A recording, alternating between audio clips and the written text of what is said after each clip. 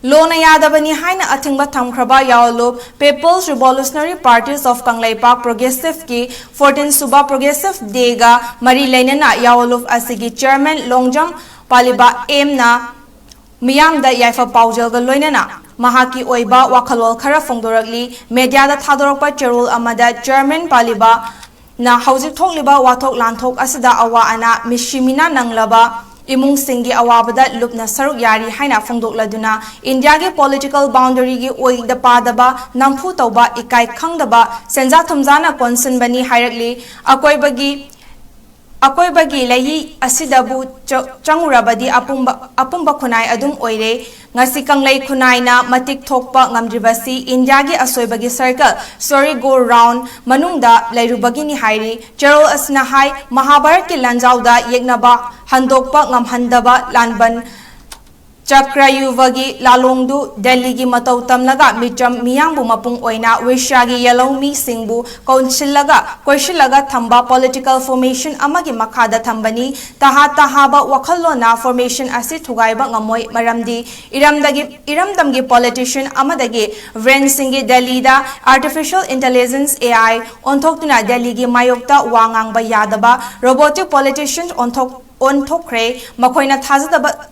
thazaba thamgumsi hairi Cherol asina hai Delhi gi political virus muthatpa haibasi collective ideology gi ihau tawba changle sulawtho NRC chatna halu haina miyamna su lauri state government mena su recommendation tawri adubu Big Brothers government na di wafam singsi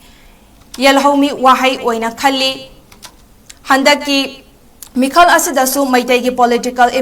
immaturity masak Tokrabani Tembaga Kihallaga Senzau Tadaraga Pukning Olhanba Yaba Kwaidagi Lingjel Manadaba Furupni Haibasisu Center na Kangi Social Ideology Mapung Fadabana Kunaigi Taxi Kasi Walakpani Lingjel Manarakte Apunba Lanteng Changbada Mana Tokpa Akal Aring Utoknei Lanfamgi Mahai Mapung Pahande Hayaduna Cherol Asna Hai Aiko Yamna Sole Karigi Solibano Solhanba Thambagini Haina Laikhigadra Wahang Asigi Asengba Paukumdi Social and Political Ideology of Maitai Haiba Ama Yokat Shamgatpa Watpagini Haina Lawi Ideology Asibu Mapung Oina Maitai Singna Awareness Piba Matautai Maitai Gi Consciousness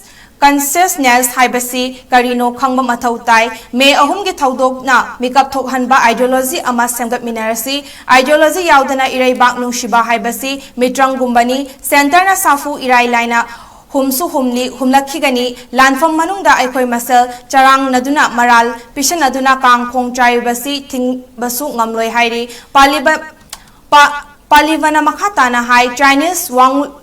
Wangloi Shunchu na Fongol Amba putting tactics before strategy is the noise before defeat Pautaksit Ningsingsi Hauziki Matamdadi tactics and strategy animake socio-political and economics ideology that yumfam oibani ideology bu mayek seng da bahaibasi lan mighty bani maitai first dreamy in second haina pukning lupsi atopa singna maitai khaktada wakan khali hainingba haizarasanu maramdi maitai mitai haibasi matau karamna oirakhibano Kahugadabani Haina Kandokshi multi-ethnic community na